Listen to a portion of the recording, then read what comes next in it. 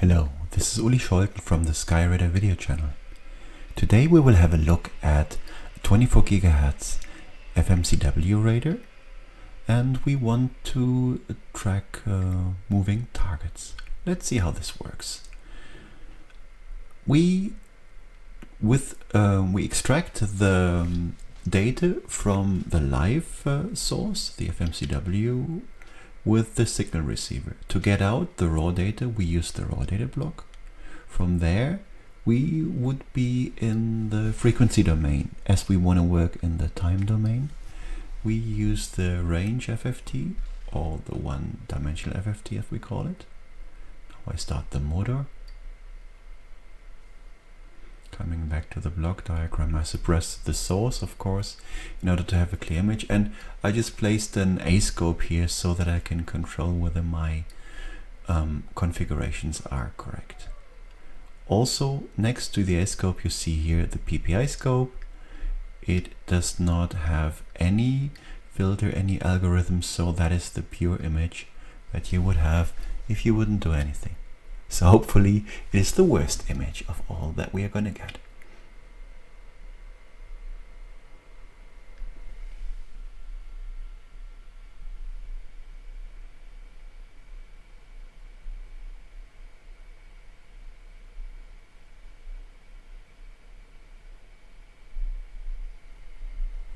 The first block that I put is the moving target indication, MTI. And I pair it with a moving target indication with post-processing. This is a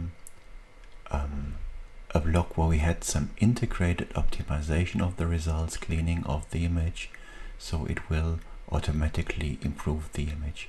Right to that, we've got the moving target detection.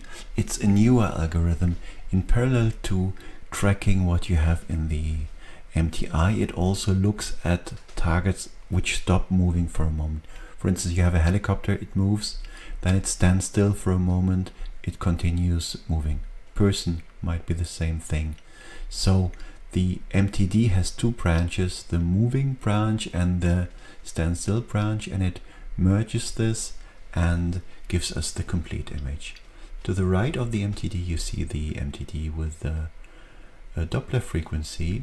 That is the masterclass of all these moving target tracking devices, because it uses the Doppler frequency of the moving object in order to track its movements.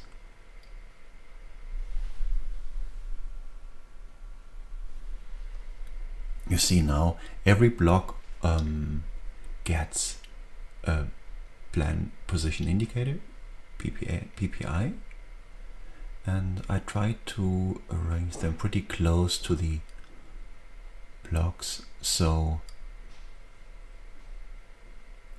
it is relatively easy for you to correlate the image with the corresponding block. It's getting a bit squeezed here.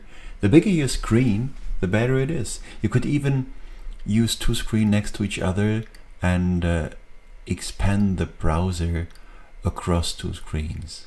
But when you set up a teaching class with our solutions, the bigger the screens, the better it is, because you might want to put more in addition to what we're doing here, so you need space.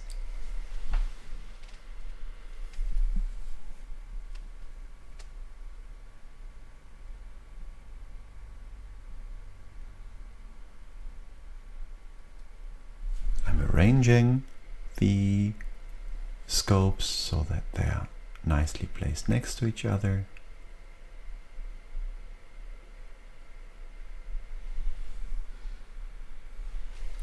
On the right side, you see the unfiltered PPI is already giving you the impression of where I am. I'm using a relatively small room at on the y-axis on top at about 5.2 meters. You see the reflection of a whiteboard at close to the center point. To the right and to the left you see the entrance of the office room, and I will be walking around or in front of the radar on the bottom half of the PPI scopes.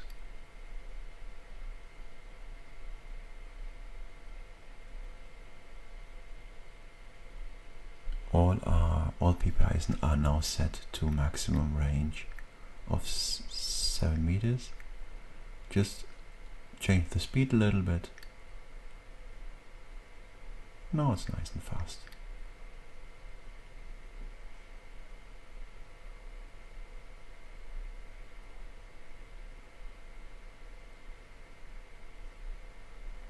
We adjust the threshold, we click into it so that it auto adapts for an optimal distribution of smallest and strongest signal.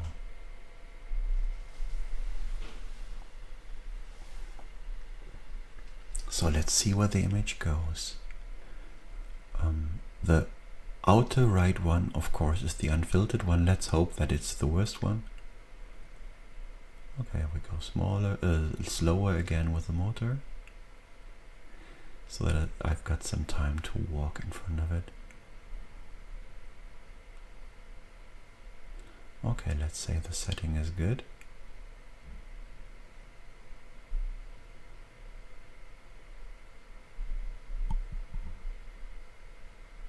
So you now see the movement starting to the left, moving target indication, then with post-processing, then MTD with Doppler frequency.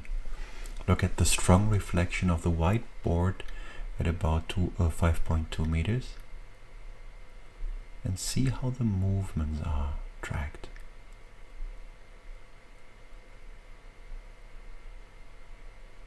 The MTD-DF filters out pretty much all of the static targets. Let's see how it takes my movements now.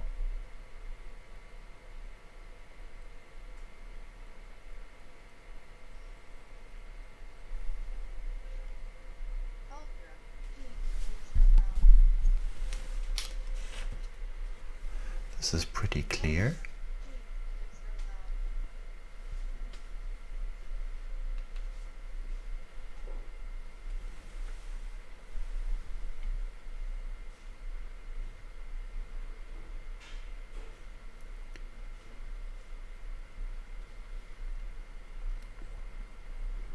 You see, the normal MTI already gives a quite good impression, but it doesn't filter out static targets.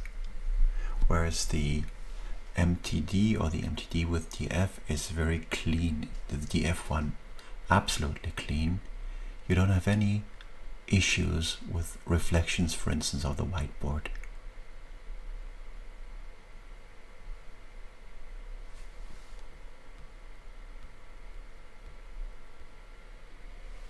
Well, there you go. You've got the comparison. I stand still again, so my movements are deleted. And I hope you learned something. This was done with an FMCW radar. Now, new movements. And you could try this also with a pulse radar and compare the images. Hope you enjoyed it. Thank you for your time. See you soon at SkyRadar.com.